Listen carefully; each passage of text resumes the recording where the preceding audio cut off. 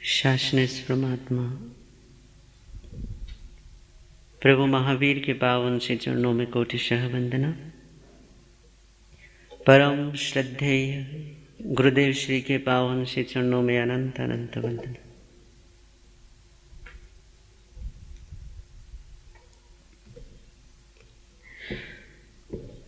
वीतराग देवता श्रीमन भगवान महावीर स्वामी की अंतिम देशना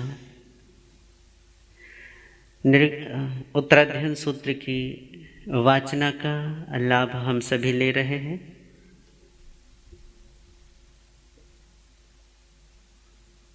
जिसमें उत्तराध्ययन सूत्र के 3 अध्ययनों का वांचन कल हुआ। यह उत्तराध्ययन सूत्र जो भगवान महावीर स्वामी के अंतिम देशना के रूप में हमें उपलब्ध है, उनकी अनमोल अंतिम धरोहर अंतिम थाती के रूप में हमें प्राप्त है।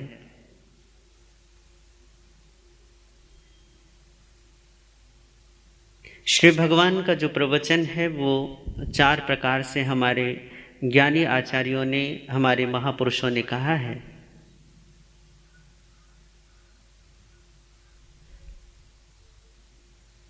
एक है द्रव्यानुयोग, जिसमें जीव आदि द्रव्यों की अनेक स्थितियों परिस्थितियों का वर्णन किया जाता है, जिसमें इस अस्तित्व की मूल सत्ता का वर्णन किया जाता है, उसे द्रव्यानुयोग।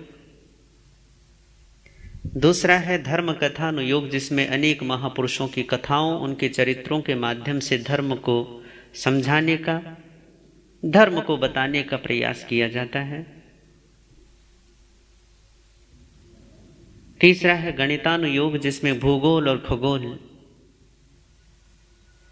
इसका वर्णन किया जाता है ताकि जीव की जड़ता मिटकर उसकी प्राज्ञता बढ़े।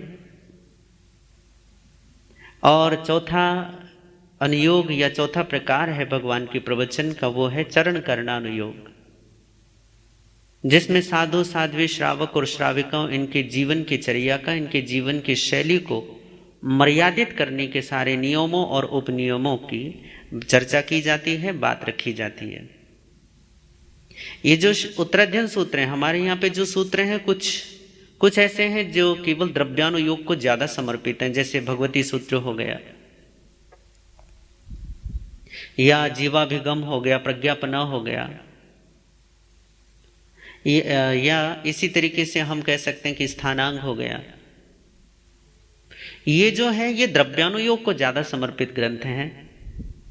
धर्म कथानुयोग भी हैं थोड़ा बहुत, पर अधिक मात्रा में नहीं।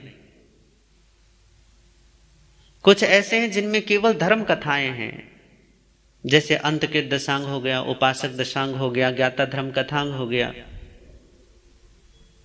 विपाक सूत्र हो गए। ये सारे ग्रंथ जो हैं ये धर्म कथाओं को समर्पित हैं। कथा कहानियों के माध्यम से प्रवचन को समझाइश दी गई है। कुछ ऐसे आगम है हमारे जो चरण करणानुयोग को, अब जैसे 10वें कालिक सूत्र हो गया, आचारांग हो गया, ये साधु साध्वी श्रावक आदि जो साधक लोग हैं, साधक जन हैं, उनके जीवनचर्या का सूत्र कृतांग है, आचारांग है, 10वें कालिक है। ये चरण करणानुयोग में है। कुछ गणितानुयोग भी हैं, जैसे सूर्य प्रज्ञप्ति, चंद्र प्रज्ञप्ति, द्वीप सागर प्रज्ञप्ति, ये सारे के सारे जम्बूद्वीप प्रज्ञप्ति, इन ग्रंथों में केवल भूगोल खगोल का वर्णन मिलेगा। पर ये जो उत्तराध्ययन सूत्र है ये चारों ही अनुयोगों का सुंदर समन्वय है। इसमें कुछ जैसे नमी प्रवर्ज्य हो गया, कापिलीय हो गया, यज्ञीय हो गया, इशुकारीय हो गया, मृगापुत्रीय हो गया, रथनेमीय हो गया, ये धर्म कथानुयोग है। इसी तरीके से ब्रह्मचर्य अध्ययन हो गया, परिशह पर विभक्ति हो गया, या अन्य कुछ और अध्ययन है, जैसा संयुक्त पराक्रम हो गया, 32वां प्रमाद अध्ययन हो गया। ये जो अध्ययन है इसे हम कहेंगे कि ये चरण करणानुयोग है। इसमें साधनात्मक जीवन कैसा होना चाहिए उसका वर्णन है।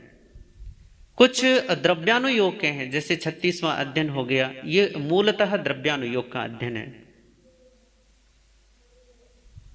इसी तरीके से गणितानुयोग भी इसमें मिलेगा आपको। 36वें अध्ययन आदि आदि बीच बीच में कहीं कहीं गणितानुयोग का, भूगोल खगोल का भी वर्णन मिलेगा संक्षेप में, कुछ सूचनात्मक रूप से। परंतु यदि ये कह सकते हैं हम कि ये परमात्मा की जो अंतिम वाणी है, ये समन्वय का अद्भुत एक ग्रंथ है जो इन चारों ही अनुयोगों को संक्षेप में अपने आप को समेट कर चलता है। ऐसे इस महान उत्तराध्ययन सूत्र की वाचना का हम सभी लाभ ले रहे हैं। इधर महाराष्ट्र के बहुत सारे नगरों और गांवों में, इधर हमारे दक्षिण की तरफ, चाहे वो बंगलुरु हो, चाहे हैदराबाद हो, चाहे चेन्नई हो, और इसके अलावा जहाँ जहाँ हमारे उपाध्याय श्री प्रवीण ऋषि जी महाराज साहब ने विचरण किया है, वहाँ बहुत सारे श्रावकों और श्राविकाओं को देखता हूँ कि वो उत्तराध्ययन सूत्र की साप्ताहिक एक स्वाध्याय का निश्चित दिन रखते हैं। ये बहुत अच्छी बात है, क्योंकि परमात्मा की ये जो अंतिम देशना है, ये एक तरीके से जैन दर्शन का मुख्यतया ऐसा कह सकते हैं कि इससे समझा जा सकता है। उत्तराध्ययन सूत्र में शिक्षाओं का इतना विस्तार है, परंतु सूत्र रूप में, फिर उसको आप जितना चाहो उतना आप उसको विस्तार दे सकते हो, उतनी ही उसको विराटता दे सकते हो, उससे उतना ही फैला सकते हो।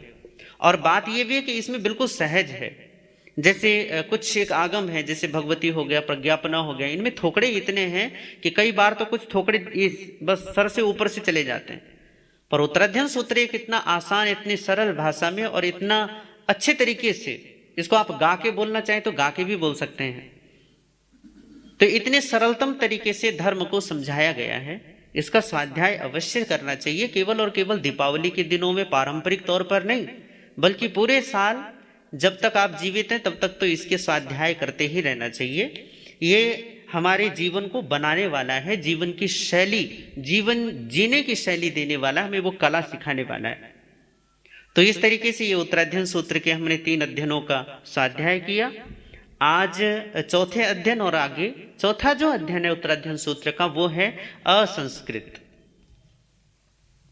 पहले ही जो शब्द है इसका असंख्यम, उसी के आधार पर इस अध्ययन का नाम है असंस्कृत।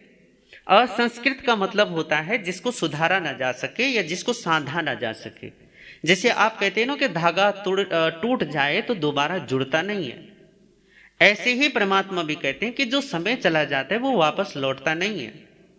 जो व्यक्ति एक बार मृत्यु की गोद में समा गया वो वापस लौट नहीं सकता। सांसों की ये जो डोर, जो इस जीवन के धागे को बस चलाए चलती, यदि ये डोर टूट गई, यदि डोर कट गई, तो फिर इस डोर को जोड़ना किसी के हाथ के, किसी के सामर्थ्य के वश की बात नहीं है। फिर चाहे कोई भी उपाय क्यों ना कर लो, फिर इस जीवन को वापस लौटाना असंभव है। आप कितने ही धनवान हो, कितने ही बलवान हो, कितने ही रूपवान, कितने ही विद्यावान हो, मतलब यह है कि आप जीवन में सर्वश्रेष्ठतम आपने हासिल किया हो, पर आप गए समय को वापस नहीं लौटा सकते। आप मृत लोगों को जीवित नहीं कर सकते, और जिस दिन आप मर जाएंगे तो वापस लौटना, वापस उसी शरीर में जीवित होना, यह आपके लिए भी असंभव होगा। इसी असंभाव्यता को, इसी असंभव चीज की तरफ इशारा करते हुए भगवान कहते हैं कि जब जीवन इतना असंस्कृत है, सांस इतनी अविश्वसनीय है कि कभी भी ये सांस की डोरी टूट सकती है, तो परमात्मा कहते हैं कि प्रमाद करने की आवश्यकता नहीं। होशमंद जीवन जीना ही एकमात्र उपाय है मुक्ति के लिए। और यदि संसार भाता है, संसार अच्छा है, तो ठीक है, फिर जिस तरीके का प्रमाद पूर्ण जीवन चल रहा है ऐसे चलने दीजिए। परंतु जिनमें जरा सी भी मुक्ति की प्यास है, उनके लिए एक ही उपाय है कि वो प्रमाद को छोड़ दें और अप्रमाद में आ जाएं, बेहोशी का त्याग करें, निद्रा का त्याग करें, जागृति की तरफ बढ़ें और होश की तरफ अपने कदम बढ़ाएं।